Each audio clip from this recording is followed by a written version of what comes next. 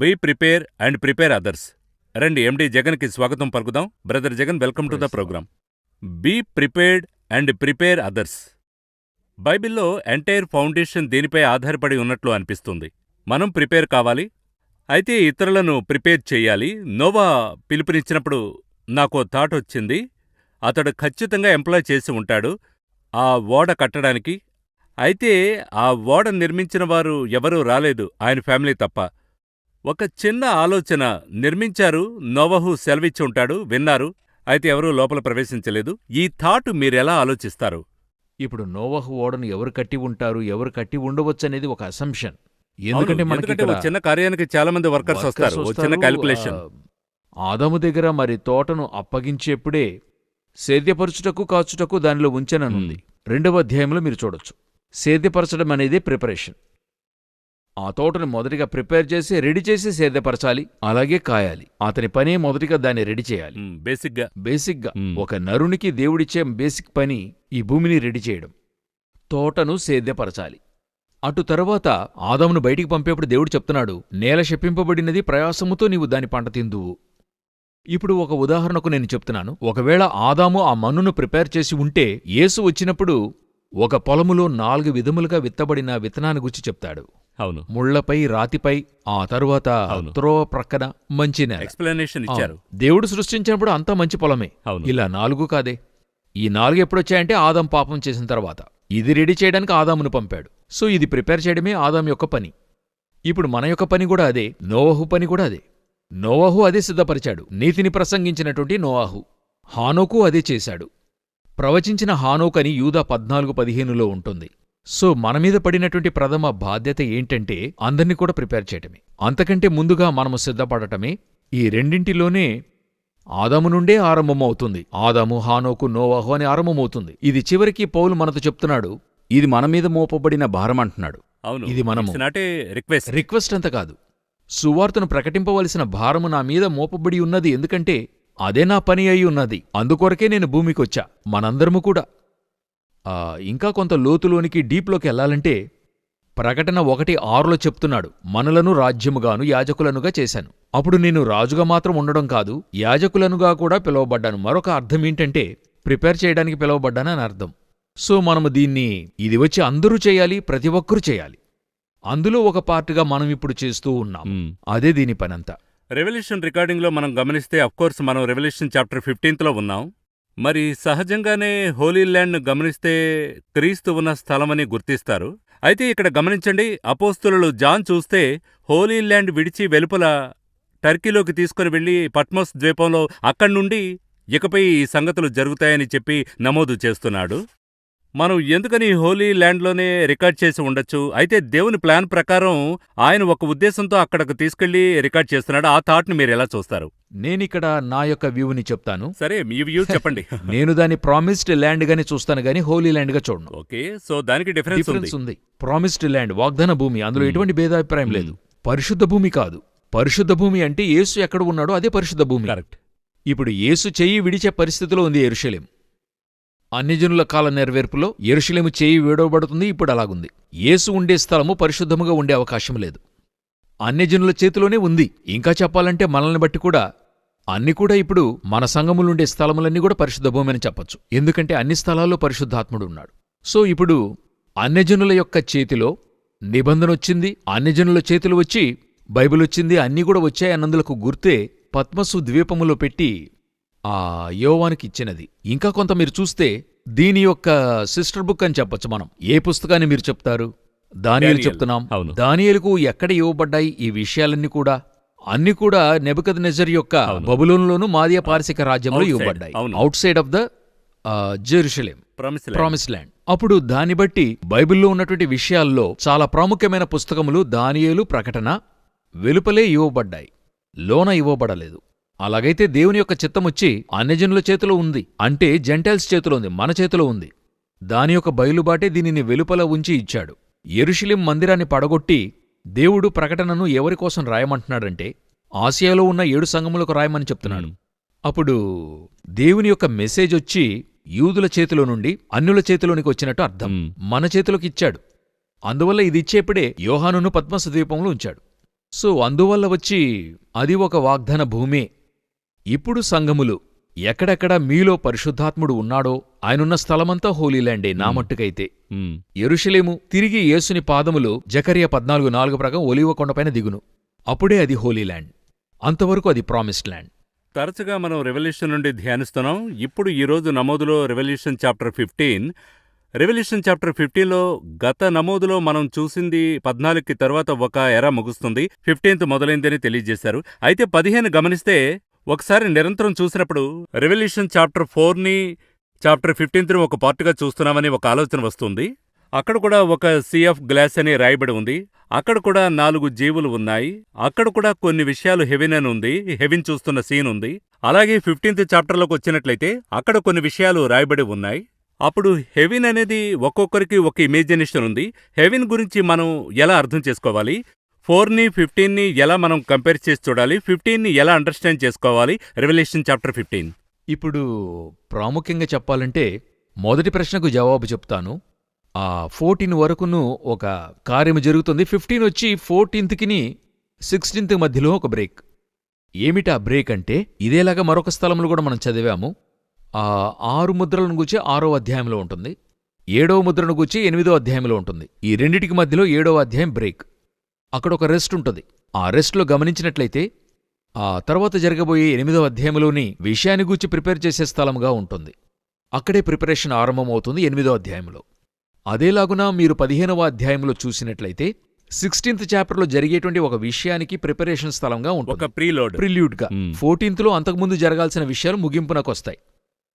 ఇంకా కూడా మీకు తేటగా చెప్పాలంటే 7 బూరల కార్యములు ముగిసిపోయి పాత్రల కార్యము 16లో ఆరంభమవుతాయి. ఈ రెండిటికి మధ్యలో ఒక బ్రేకే లేక రెస్టింగ్ ప్లేసే 15th చాప్టర్. అది ఒక ప్రిపరేషన్ స్థలమని మీరు చెప్పొచ్చు. అదొకటి. ఇది మొదటి ప్రశ్నకు సమాధానం. రెండవ ప్రశ్నకైనటువంటి జవాబు ఏమిటంటే రెవల్యూషన్లో మీకు చెప్పబడిన 4వ అధ్యాయానికి 15వ అధ్యాయానికి మధ్య డిఫరెన్స్. ఎందుకంటే అక్కడ ఒక హెవెన్ సీన్ ఉంది, ఇక్కడ ఒక హెవెన్ సీన్ ఉంది. అక్కడ హెవెన్, ఇంకా గ్లాస్ ఆఫ్ సీ, ఇక్కడను సీ ఆఫ్ గ్లాస్. అంతా కూడా ఇందులో ఏంటి డిఫరెన్స్ అని అడిగినట్లయితే హెవెన్ వచ్చి 3 భాగములు. ఇంకా కూడా తేటగా చెప్పాలంటే ప్రత్యక్షపు గుడారం యొక్క రెప్లికా. ఇంకా చెప్పాలంటే దేవుడు మోషేకు తెలియజేస్తున్నప్పుడు కొండపైన నీకు తెలియజేసిన మాదిరిగానే భూమిపైన కట్టడానికి హెచ్చరికగా ఉండమంటున్నాడు. కొండమీద ఆయనకు చూపించింది వచ్చి బ్లూ ప్రింట్. ఒరిజినల్ ఎక్కడుందంటే హెవెన్ యొక్క బ్లూ ప్రింటే ఆయన చూపిస్తున్నాడు. పరిశుద్ధ స్థలం, మహాపరిశుద్ధ స్థలం, వెలుపట బలిపీఠం. ఈ పరిశుద్ధ స్థలానికి మహాపరిశుద్ధ స్థలానికి మధ్యలో ఒక బ్రేక్ ఉంది. ఈ పరిశుద్ధ స్థలానికే నిలిచే ఒక గ్రూప్ ఉంది, యాజకులు, లేవీలు అని ఉన్నారు. మహాపరిశుద్ధ స్థలానికి వెళ్లే గ్రూపుంది, ప్రధాన యాజకులనేవారు ఉన్నారు. బలిపీఠమునొద్ద నిలిచే గ్రూపుంది. ఈ 3ను చూసినట్లయితే మీకు రెవల్యూషన్లో ఉంటుంది. ప్రకటన గ్రంథము 6వ అధ్యాయము 8 నుండి 10లో మీరు చూసినట్లయితే బలిపీఠము దగ్గర ఒక గుంపుంటుంది. ప్రకటన 7:9లో చదివితే మహాపరిశుద్ధ స్థలము సింహాసనం ప్రక్క ఉండేటువంటి గుంపు. ఇక్కడ 15:2లో చదివినట్లయితే ఆ పరిశుద్ధ స్థలము గాజు సముద్రం పక్క ఒక గుంపు. ఈ 3 గ్రూపులు ఇక్కడ ఉంటుంది అదేలాగున. సో దాని ఒక మోడలే ఇది. ఇప్పుడు మీరు చూసినటువంటి హెవెన్లో సింహాసనము మొదటి ప్లేస్, మోస్ట్ హోలీ ప్లేస్ అని మనం చెప్తాము. సింహాసనము ప్రక్కన ఆ 24 పెద్దలు చుట్టూత 4 జీవులు, ఆ తర్వాత 7 దీపస్తంభములు లేక ఆత్మలని చెప్పబడుతుంది. అది కూడా దాటి వచ్చినట్లయితే గాజు సముద్రం. ఈ గాజు సముద్రము అవతలే ఇవన్నీ కూడా ఉంటాయి. గాజు సముద్రము యువతల ప్రక్క మరో సైడ్, ఇంకొక సైడ్. ఇప్పుడు నేను ఒక ఉదాహరణకి చెప్తాను, అది ఓకేనా? మీరు బే ఆఫ్ బెంగాల్లో ఇటుప్రక్క చూసినట్లయితే రామేశ్వరము ఇవన్నీ ఉంటాయి. అట్లే అటువైపు అయితే శ్రీలంక, మధ్యలో 16 కిలోమీటర్లు ఉందనుకోండి. కొన్నిసార్లు మీరు చూసినట్లయితే ఇక్కడ నుండి అవతల ఉన్న లైట్లన్నీ కూడా మీకు కనపడతాయి. ఇదేలాగా ఒక స్థలాన్ని మీరు ఇక్కడ చూడొచ్చు. సౌదీలో తబుక్ అని స్థలం ఉంది. మీరు అక్కడికి వెళ్ళినట్లయితే అది 3 దేశాల యొక్క జంక్షన్ ప్లేస్. ఒక ప్రక్క రెడ్ సీ ఉంటుంది. రెడ్ సీలో ఈ ప్రక్కన ఉండి మీకు ఆ ప్రక్క ఈజిప్ట్ తెలుస్తుంది. అట్లే దాని యొక్క బార్డర్, సౌదీ యొక్క బార్డర్లో ఆ ప్రక్క జోర్డాన్ ఉంటుంది. ఈ రెండిటికి మధ్యలో చూస్తే ఇస్రాయేల్ ఉంటుంది. ఇస్రాయేల్లో లైట్లు వెలిగేవన్నీ తెలుస్తాయి. ఈజిప్ట్లో వాహనాలు వెళ్లేవన్నీ తెలుస్తాయి. సో అదే విధముగా గాజు సముద్రం యువతల వీళ్లు నిల్చున్నారు, రెడ్ సీకి ఆ ప్రక్క నిల్చున్నట్టుగా. ఎటువైపు చూస్తున్నారు, అదే ఎటువైపు చూసినా గాని గాజు సముద్రం యువతల వీళ్లు నిల్చున్నారు, ఆ ప్రక్క సింహాసనం ఉంది, ఆ ప్రక్క ఒక కూటముంది, వాళ్ళున్నారు. అదే మహాపరిశుద్ధ స్థలముగా ప్రత్యక్షపు గుడారంలో తెలియజేయబడింది. యువతల నిల్చున్న వారు వచ్చి పరిశుద్ధ స్థలంలో నిలిచి ఉన్నందుకు గుర్తుగా నిలుచున్నారు. అదే 15వ అధ్యాయంలో ఉన్నటువంటిది. వీరిద్దరూ నిలిచి ఉన్నందుకు డిఫరెన్స్ ఉంది. నిలిచి ఉన్న స్థలము డిఫరెంట్గా ఉంది. అయితే హెవెన్లోనే వెవ్వేరు స్థలాలు. 2-4వ అధ్యాయంలో మహాపరిశుద్ధ స్థలానికి గుర్తు, 15వ అధ్యాయం అనేది ఆ అపరిశుద్ధ స్థలానికైనా గుర్తు. అదే అక్కడ చెప్పబడింది. ఈ 15th చాప్టర్లో ఎందుకు దేవుడు బ్రేక్ను అనుమతించాడు? మరి 15th మనం ఎలా అర్థం చేసుకోవాలి? మనం ఎన్ని పార్ట్స్గా విభజించాలి? దీన్ని ఎలా స్టడీ చేయాలి? 15th చాప్టర్ వరకైతే మొత్తం 8 వచనాలు ఉన్నాయి.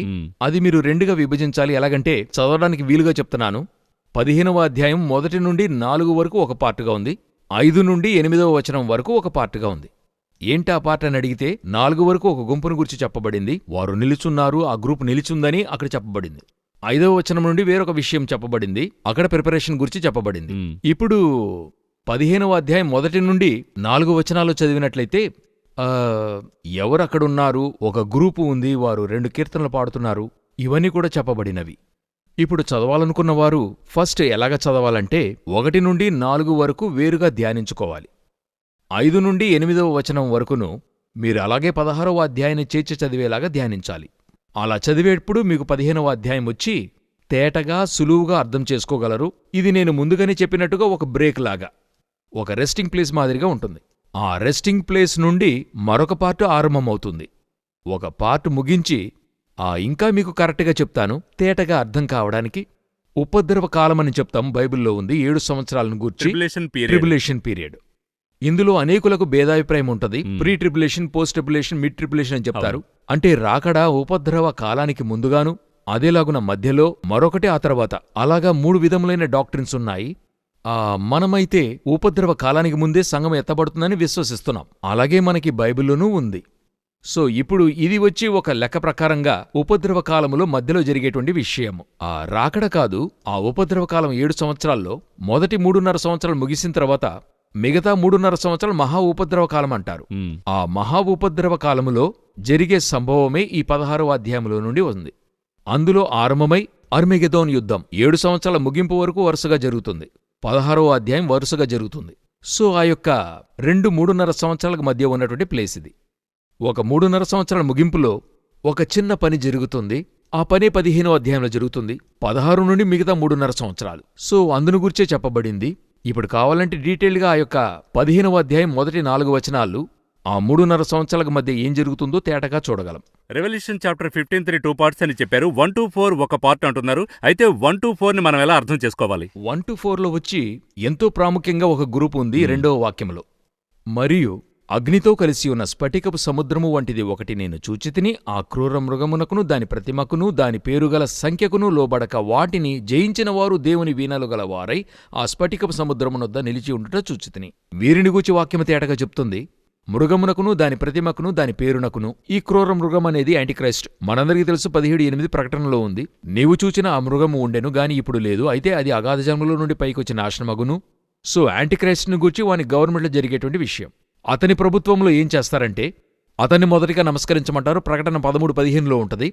అతన్ని మాత్రం కాదు, అతనికి ఒక నెంబర్ ఉంటది. ఇక్కడ వాక్యం చెప్తుంది అతని నామ సంఖ్య 666. మనందరికీ తెలుసు, అది ప్రకటన 13:18లో ఉంటది. అన్ని కార్లేట్ అవుతుంది. దానితో కూడా అతని యొక్క ప్రతిమకును, అతనొక ప్రతిమను చేసి అందరిని నమస్కరించమంటాడు. అది ప్రకటన 13:15లో ఉంటది. ఇది నెబుకద్నెజర్ నుండి వచ్చినటువంటి స్వభావము. సో ఇవన్నీ కూడా ఒక యాంటీక్రైస్ట్ స్పిరిట్. సో ఇప్పుడు ఒక యాంటీక్రైస్ట్ గవర్నమెంట్లో ఒక వన్ వరల్డ్ గవర్నమెంటో న్యూ వరల్డ్ ఆర్డర్ ఫామ్ అవుతున్నప్పుడు ప్రపంచమంతటికిని ఒక religion, one economy, one king, one government, one language, ఇవన్నీ కూడా వస్తాయి. అలాగొచ్చినప్పుడు అందరూ ఆ వన్ ఫాలో చేయాలి అనేటువంటిదే. అందరూ ఆ వన్ ఫాలో చేయాలన్నప్పుడే అందరూ అది ఫాలో చేయరని అర్థం.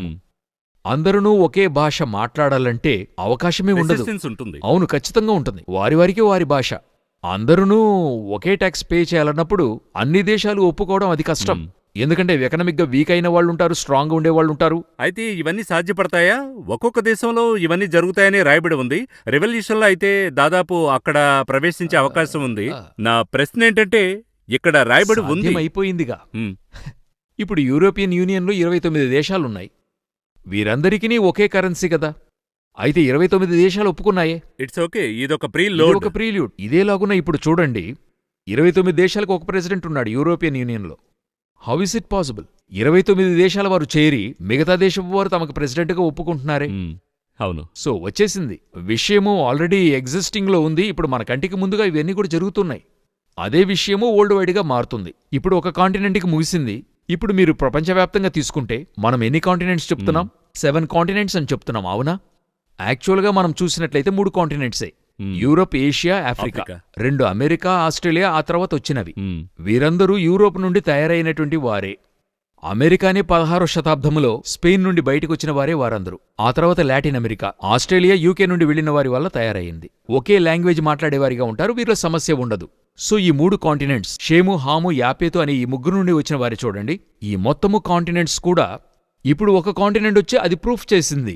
ఐరోపా అంతటా కూడా ప్రూఫ్ అయింది, వన్ వరల్డ్ గవర్నమెంట్ కి మేము రెడీ అని చెప్పి. అవును, అది జరిగినప్పుడు ఇది కూడా జరుగుతుంది. ఇప్పుడు శాంపుల్ గా ఇది జరిగినట్లయితే అది అట్లాగే.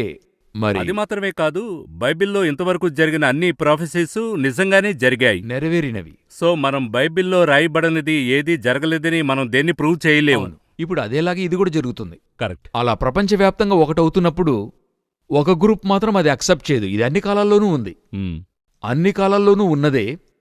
మేమందరం చేస్తున్నప్పుడు ఒక గుంపు మేము ఇది ఒప్పుకోము. అదే దానియేల్ స్టోరీ లాగా. డానియల్ స్టోరీ లాగా, కరెక్ట్, ఎగ్జాక్ట్లీ. డానియల్ ఒప్పుకోని రీతిగా ఫామ్ గా నిలబడ్డాడు. అవును, అందరూ నిలబడలేకపోయారు. అయితే దానియేలు ఆ గ్రూప్ వారు మాత్రం స్థిరంగా నిలబడ్డారు. నిలిచింది. అదేలాగా మొర్దకై విషయం కూడా అలాగే, నేను ఒప్పుకోను అనేటువంటి ఒక విషయమే.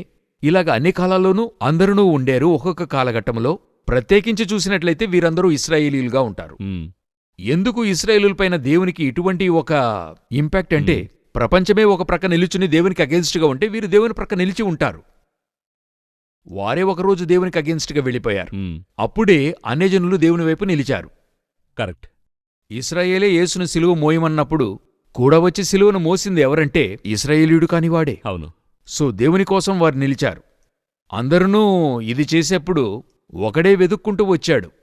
వెతుక్కుంటూ వచ్చి యేసును వెతుక్కుంటూ వచ్చి ఆ గ్రీకు వారు వెతుక్కుంటూ వచ్చి యేసు దగ్గర జ్ఞానాన్ని వెతుకుతారు. ఇశ్రాయేలీలు తిరస్కరించారు ఆయన్ని. అదే ఇప్పుడు అన్యజనులు ఆయన వైపు నిలిచారు. దేవుడు అనేక చోట్ల నమోదు చేస్తున్నాడు. హీబ్రూస్లో పలు చోట్లలో నేను అనుకున్నాను వీరు చేస్తారని, నన్ను విడిచిపెట్టారనే కొన్ని విషయాలు నేరుగా చెప్తున్నాడు. అందులో అసలు నేరుగానే చెప్తాడు.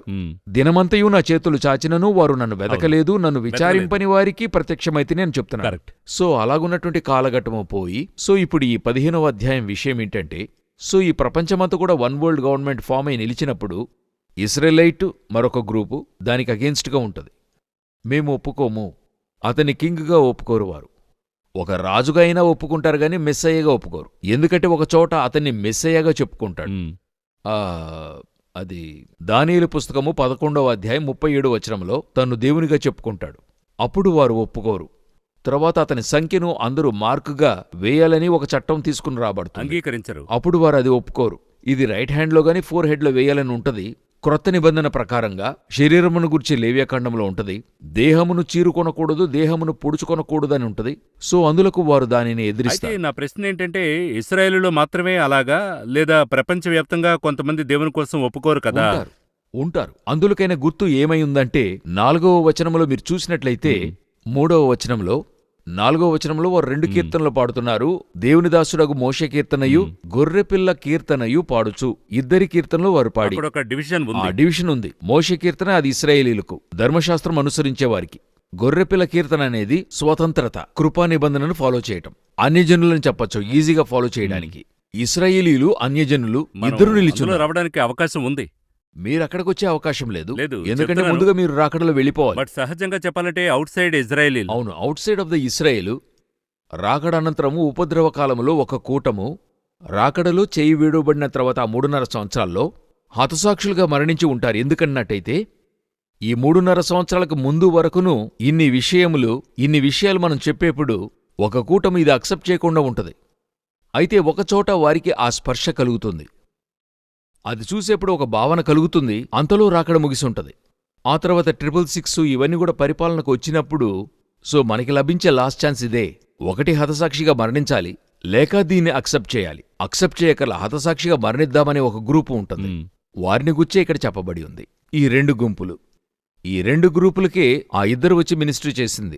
ఏలియా, మోషేను వచ్చి దీనికి ముందు వచ్చి మినిస్ట్రీ చేస్తారు. మోషే ఇశ్రాయేలీయులకును, ఏలియా వచ్చి అన్యజనులకు వారు మినిస్ట్రీ చేస్తారు. సో ఇదే ఇక్కడ చెప్పబడింది. ఈ స్థలములో నిలిచి ఉన్న గ్రూప్ ఎవరని అడిగినట్లయితే, సంఘము రాకడలో ఎత్తబడిన తర్వాత చేయి వీడబడిన సంఘములో చేయి వీడబడిన గ్రూప్. అందరూ కాదు. ఇప్పుడు రాకడలో ఎత్తబడతామని చెప్తున్నారే, అందులోనే ఎంతమందో చూడండి. యేసుక్రీస్తు 50% చెప్తున్నారు. ఇద్దరుంటారు, ఒకరు ఎత్తబడతారు, మరొకరు విడిచిపెట్టబడతారు. ఇద్దరు స్త్రీలు తిరుగలి విసురుచుందురు, ఒకరు తీసుకుని పోబడును, ఒకరు విడిచిపెట్టబడును. ఇద్దరు పొలములో ఉందురు, ఒకరు కొనిపోబడును, ఒకరు విడిచిపెట్టబడును. యేసుక్రీస్తు లెక్క 50%. 10 కన్యకలు ఉండిరి, 10 మంది బుద్ధిగలవారు, 10 బుద్ధి లేనివారు. ఇది యేసయ్య లెక్క. నోవా కాలంలో చూసినట్లయితే 8 మందే వెళ్లారు. ఓడలోనికి 8 మందే వెళ్లారు. సో మనకి బైబిల్లో దేవుడు చెప్పిన లెక్క ఒక 50% అనుకోండి. ఈరోజు కోట్లాను సంఘాలు ఉన్నాయి, కోట్లాది మంది ప్రభువులో ఉన్నారు. అమెరికాలో క్రైస్తవుల యొక్క శాతం 36 అని చెప్తున్నారు. ఒక్కొక్క దేశంలో మైనారిటీ, మెజారిటీ అని చెప్తుంటారు. ఎలాగన్నా కానివ్వండి, ఇంతమందిలోనూ ఒక 50% ఎత్తబడుతుందనుకోండి, ఒక ఎదురుచూపులో. అయితే మరొక 50% ఇక్కడే కదా. ఆ 50% బహుజనమై ఉండొచ్చు కదా. కోట్లాది మంది ఉంటారు కదా. ఈ కోట్లాది మందిలో ఉపద్రవంలో దేవుని కోసం ఎంతమంది నిల్చుంటారు? కృపాకాలములోనే నిలవలేకపోతున్నారు. ఇప్పుడు మనం ఇంత దూరము వాక్యమును జనులకు సంఘము ద్వారానూ మరి టీవీ ద్వారానూ తెలపబడుతుంది. చెప్పినప్పుడు ఎంతమంది గ్రహించి మార్పు చెందుతున్నారు? ఒక చిన్న కూటము, అందులో గొప్ప సమూహం అంగీకరించకుండా ఉంది. వీరందరూ ఈ ఉపద్రవ కాలములో జరిగే సమయంలో వారు చూస్తారు. ఇప్పుడు 1918లో బాల్ఫోర్ డిక్లరేషన్ చేసి ఇస్రాయేలుకు అందరూ రండని దేవుడు యూదులకు ఒక మార్గము తెరిచాడు. ఎవరొచ్చారు? చాలామంది వెళ్ళనేలేదు. ఎవరూ వెళ్ళలేదు. జైన్ మూమెంట్ వారు మాత్రం వెళ్ళి అక్కడ పని చేసుకున్నారు. ఇప్పుడు వారిని అక్కడికి వెళ్ళజేయడానికి ఏం చేయవలసి వచ్చిందని అడిగితే 1930స్లో హిట్లర్ని లేపవలసి వచ్చింది. యోసేపును ఎరుగని రాజు వచ్చినట్లుగా హిట్లర్ వచ్చాడు. 1936లో ఉపద్రవాన్ని ఆరంభించి హాలోకాస్ట్ జరుగుతుంది. 1942 వరకు జరుగుతుంది. దాదాపుగా 7 సంవత్సరాలు. ఈ 7 సంవత్సరాలు తగిలిన దెబ్బలో ఎంతో మంది మరణించారు. 60 లక్షల మంది వారి లెక్క ప్రకారంగా చనిపోయారు. ఇంకా ఉన్నారు. 1948లో దేశం ఫామ్ అయింది కదా. ఎందుకు ఫామ్ అయింది? ఇక్కడ కొట్టిన దెబ్బలో నాకొక దేశం కావాలి, నేనక్కడికి వెళ్ళాలి. వీరెవరూ 1918 నుండి 1930 వరకును దేశముండి వెళ్ళనివారు, చెప్పి వెళ్ళకపోయినవారు. అదేలాగున సంఘములిన్ని తెరవబడ్డాయి, ద్వారములు తెరవబడ్డాయి. ఇంత హెచ్చరిక ఇవ్వబడింది, పిలుపు ఇవ్వబడింది. ఈ కాలంలో ఒక గ్రూప్ సంఘములు ఏం చేయలేకపోతుంది, రావడం లేదు. సంఘాన్ని నేను ఏ చర్చిని చెప్పడం లేదు, దేవునిలో ఉండేవారు ఒక కాంగ్రిగేషన్, సంఘముగా కూడే స్థలం. ఈ యొక్క దేవునిలోకి వారు రావడం లేదు. ఏది చెప్పినా దానికొక కారణము, మరి దానికొక వేలు చూపడమో, క్రిటిసైజేషన్ ఏదో ఒకటి చేస్తానే ఉన్నారు. ఒక రోజు వస్తుంది, ఉపద్రవ కాలం తలెత్తుతుంది. ఎలా 1930స్లో తలెత్తిందో అలాగా. ఆ రోజు కొట్టిన దెబ్బలో ఒక గ్రూప్ ఇస్రాయేలుకు మరలా తిరిగినట్టుగా ఒక గ్రూప్ ఈ 15వ అధ్యాయంలో వచ్చి నిలుస్తుంది. వీరు హతసాక్షులుగా మరణిస్తారు. అదే వాక్యం చెప్తుంది. అందులకు లోను కాకుండా జయము పొందినవారు. జయించినవారంటే ఎవరు? వారితో యుద్ధమాడి జయించినవారు కాదు, అవన్నీ కూడా తట్టుకుని హతసాక్షులుగా మరణించినవారు. వాని వలన వారిని ఏం చేయలేకపోయాడు, వారిని లోపరుచుకొనలేకపోయాడు యాంటిక్రైస్ట్ వలన. ఆ అపవాది దగ్గర ఎప్పుడు 2 విషయాలే. ఒకటి ఉపద్రవం, లేక ఆశ చూపుతాడు. ఇవి రెండిటికి మీరు లోబడనట్టయితే అతన్ని మీరు జయించగలరు. మొదటిగా ఎంతగా బాధించాలో బాధిస్తాడు. పరిచర్య మార్గములో, సేవ ప్రారంభములోనూ విశ్వాసిగానూ డిస్కరేజ్ చేస్తాడు. భయంకరంగా ఉంటుంది ఉపద్రవం. తినడానికి కూడా సమస్య ఉంటుంది. ఆ స్థాయికి వెళ్తుంది. కాని ఆ సేవలో నమ్మకంగా ఉంటే దేవుడు అతన్ని ఆశీర్వదిస్తాడు. ఇప్పుడు ఆశీర్వాదం వచ్చిన తర్వాత సాతాను యొక్క మరొక ఆయుధం ఏంటని అడిగితే ఆశ చూపడం. ఆశ చూపి ఏమార్చి డిస్ట్రాక్ట్ చేయడం. ఇప్పుడు వీరికొచ్చి ఉపద్రవంలో జయిస్తారు అతన్ని. రెండిటి నుండి జయించాలి. వీటిని ఎదుర్కొని అతన్ని జయిస్తారు. ఒకటి యాంటిక్రైస్ట్ ఆశ చూపుతాడు. ఎందుకంటే ఆ రోజు అతని కంట్రోల్లో అన్నీ ఉంటాయి. అతనే ఆహారం ఇవ్వాలి. అతని ముద్ర లేకుండా క్రయ విక్రయములు చేయడానికి వీలు లేదు. అతనే ఆహారము అన్నీ కూడా ఇవ్వాలి. టోటల్ వరల్డ్ అతని కంట్రోల్లో ఉంటుంది. అతను జారీ చేసిన చట్టాలు ప్రజలకు ఉపయోగంగా ఉంటాయి. ఇది వచ్చి ఫాలో చేయడానికి మీరు ఎందుకో కష్టపడుతున్నారండి? మాట్లాడకుండా ఫాలో చేయండి. ఎందుకంటే ఆ రోజున ఆలోచించండి, పిల్లలకు పాలు దొరకదట, గర్భిణులకు పాలిచ్చువారికి అయ్యో అని ఉంది. ఆ కాలంలో పాలు కూడా పిల్లలకు లభించకపోయినట్టయితే నేను కూడా పస్తుంటాను గాని నా పిల్లవాడు పస్తుండటం నేనేం చేయలేను, చూడలేను. ఆటోమేటిక్గా ఏం చేస్తారు, ఒక గ్రూప్ వారు మోసపోతారు. ఆ సమయంలో హిట్లర్ దగ్గర నేను చచ్చినా పర్వాలేదు, పిల్లలు బ్రతికితే చాలు అని వైరాగ్యంగా ఉండేవారున్నారు. తమ యొక్క పిల్లలను చంపడానికి ఇచ్చినవారు కూడా ఉన్నారు. సో ఆ విధంగా మరణించిన వారి ఈ స్థలంలో నిలబడతారు. మరి అతని నామమునకు లోబడక జయించినవారు ఇంకా చెప్పాలంటే ఈ రెవల్యూషన్ ఫుల్గానే ఓవర్కమ్ అనే బేసిస్లోనే ఉంది. జయించిన వారిని అవును. సంఘంలోనికి వచ్చిన వారిని వాక్యం ఏం చెప్తుందంటే, జయించిన వాడెవడో అతనికి నేను ఇది ఇస్తాను, జయించిన వాడెవడో అని ఉంటుంది. ఇక్కడ వాక్యం ఉంటది. అవును. అయితే ఇది ఎటువంటి జయం అంటే అదొక ఆశ్చర్యం. మ్, మనం ఒక వ్యక్తిని అతన్ని పడవేస్తేనే మనం జయించామని అర్థం. మ్, బాక్సింగ్లో ఎదుటివాడిని పడవేస్తే మనం జయించినట్టుగా. అదేవిధంగా రెస్లింగ్ జరుగుతుంది, మనకెదురుగా ఉన్నవాడు పడితే మనం గెలిచినట్టు. అయితే దీని మటుకైతే ఎలాగంటే, మ్. వాడు బ్రతికుంటాడు గాని మనం మరణిస్తాం. అయితే అయితే మనమే జయించిన వారమని వాక్యం చెప్తుంది. ఎందుకంటే బ్రతికి ఉండి అతనికి లోబడకుండా, అతన్ని జయించి అతను చెప్పిన దేనికిని మనం అంగీకరించకుండా దేవుని కొరకు సాక్షిగా నిలబడిన వారు ఇక్కడ ఉంటారు. అందువల్ల ఇందులో 2 గ్రూపులుంటాయి. ఒక గ్రూప్ వచ్చి ఇశ్రాయేలీలు, మరొక గ్రూప్ వచ్చి అన్యజనులు, చేయి వీడబడిన సంఘం. అందులో నమ్మకంగా ఉన్నవారు. వీరందరూ చేరే ఆ మొదటి 3.5 సంవత్సరాల్లో హతసాక్షులుగా మరణించడం వల్ల వారు ఆ గాజు సముద్రం అని చెప్పబడే స్థలములో నిలిచుంటారు. ఇది మరి ప్రత్యక్షపు గుడారములో పరిశుద్ధ స్థలము యొక్క గుమ్మము. అక్కడి స్ఫటిక గాజు సముద్రం ఉంటుంది. ఆ స్థలములో నిలిచుంటారు. దాని భావమే ఇది. ఇదే వచ్చి సొలొమోను దేవాలయంలో తొట్టిగా చెప్తారు, ప్రత్యక్షపు గుడారములో గంగాళం అంటారు. వీరు ఆ స్థలంలో నిలిచున్నందుకు గుర్తుగా అది చెప్పబడింది.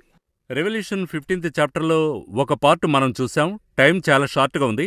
ఈ ఒక్క భాగంలోనే ఎంత గొప్ప విషయాలున్నాయి. ఇంకా మన ప్రేక్షకులకు మనం చెప్పాల్సింది ఏంటి లాస్ట్గాని చెప్పి ముగిస్తే, మరో నమోదులో మనం రెవల్యూషన్ 15thలో సెకండ్ పార్ట్లోకి మనం పెడదాం. చివరిగా మీరేం చెప్తారు?